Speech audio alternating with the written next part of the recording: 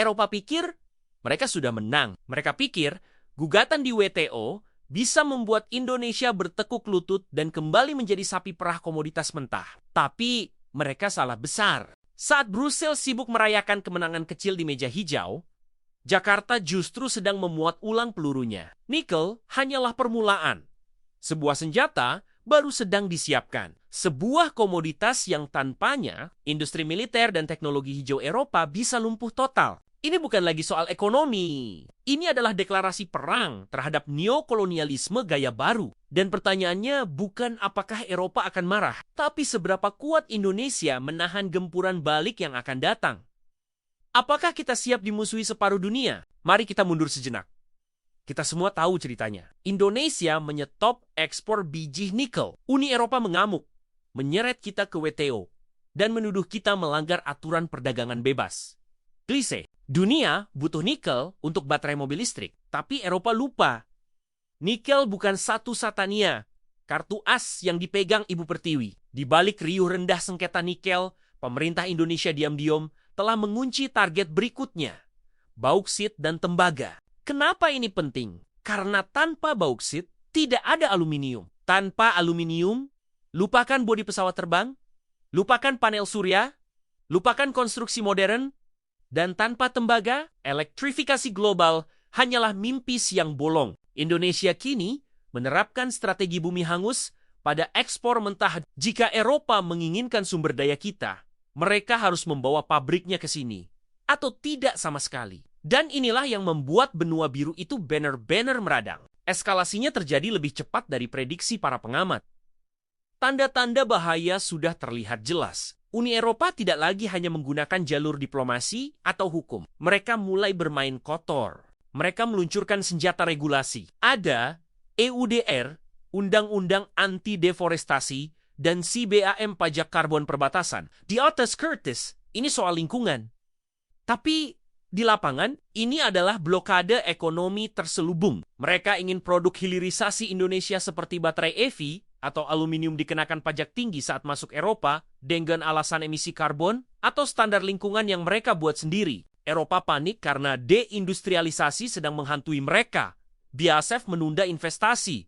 Volkswagen berdarah-darah. Mereka sadar, jika Indonesia berhasil melakukan hilirisasi pada bauksit dan tembaga setelah nikel, maka supply chain industri masa depan tidak lagi berpusat di Jerman atau Prancis, tapi di Asia Tenggara. Masalahnya semakin runyam karena teman baru Indonesia, saat Barat sibuk menggugat, China sibuk menuangkan beton dan mesin ke Halmahera dan Papua. Eropa melihat ini bukan hanya sebagai kerugian ekonomi, tapi ancaman geopolitik. Indonesia dianggap berpaling ke blok timur. IMF bahkan sempat meminta Indonesia melonggarkan kebijakan ini. Bayangkan, sebuah lembaga keuangan global mengurusi kebijakan domestik negara berdaulat. Ini membuktikan bahwa apa yang kita lakukan benar-benar menyakiti hegemoni mereka. Dan ketika seekor singa terluka, ia akan mencakar membabi buta. Pertanyaannya, kenapa Indonesia senekat ini? Kenapa berani menantang raksasa ekonomi dunia? Ada 3 alasan fundamental yang menjadi bensin dari keberanian atau kenekatan ini. Pertama, trauma sejarah dan kutukan sumber daya. Selama ratusan tahun, pola ekonomi kita tidak berubah sejak zaman Foch. Kita gali tanah. Kita jual tanahnya murah, lalu kita beli barang jadinya dengan harga selangit. Kita jual bauksit seharga kacang goreng, lalu kita beli panci, velg mobil, dan kerangka pesawat dengan harga emas. Indonesia sadar, selama pola ini tidak diputus, kita akan selamanya terjebak dalam middle income trap. Kita akan tua sebelum kaya. Hilirisasi adalah satu-satunya cara memutus rantai perbudakan ekonomi ini. Kedua, kartu teruf transisi energi. Eropa dan Amerika sedang terobsesi dengan green energy. Mereka butuh panel surya, turbin angin, dan kabel transmisi. Tembaga adalah konduktor terbaik untuk elektrifikasi. Aluminium adalah logam ringan wajib untuk efisiensi energi. Dan siapa yang punya cadangan raksasa? Kita. Posisi tawar Indonesia sedang di puncaknya. Jika mereka memboikot kita, transisi energi mereka yang akan melambat. Bukan kita. Kita memegang leher mereka. Bukan sebaliknya. Ketiga, pergeseran kiblat dunia. Dulu, jika Amerika atau Eropa batuk, ekonomi Indonesia demam. Sekarang, tidak lagi. Pasar domestik kita besar.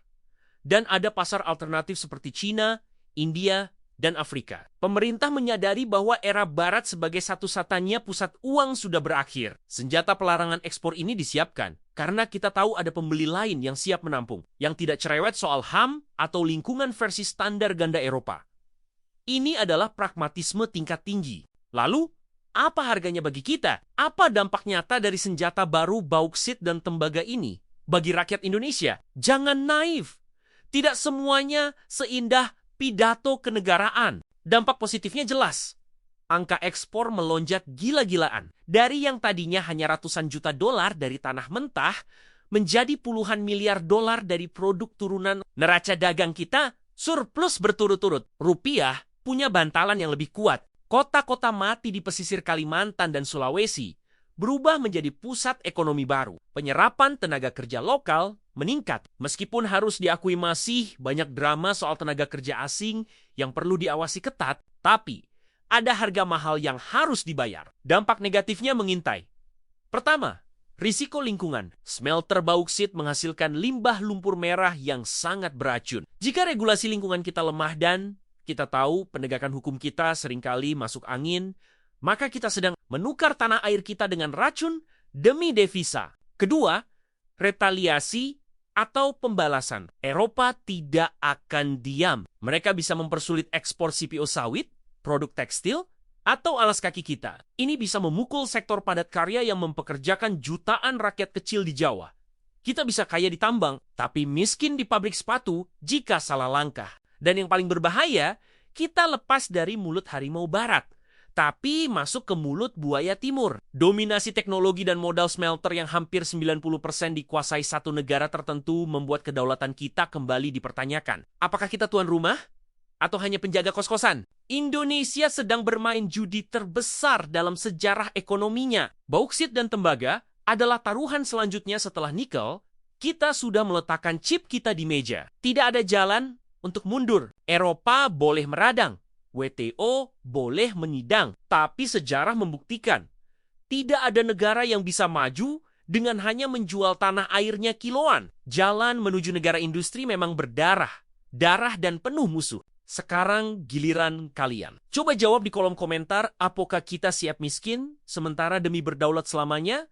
Atau lebih baik aman tapi tetap terjajah secara ekonomi? Tuliskan argumen brutal kalian di bawah. Saya ingin melihat seberapa sadar kalian akan isu ini. Dan bagikan video ini ke Timun Men kalian yang masih buta geopolitik, bangunkan mereka. Tekan tombol subscribe sekarang jika kalian berani mengawal terus perang dagang ini, karena banyak fakta lain yang dunia sembunyikan.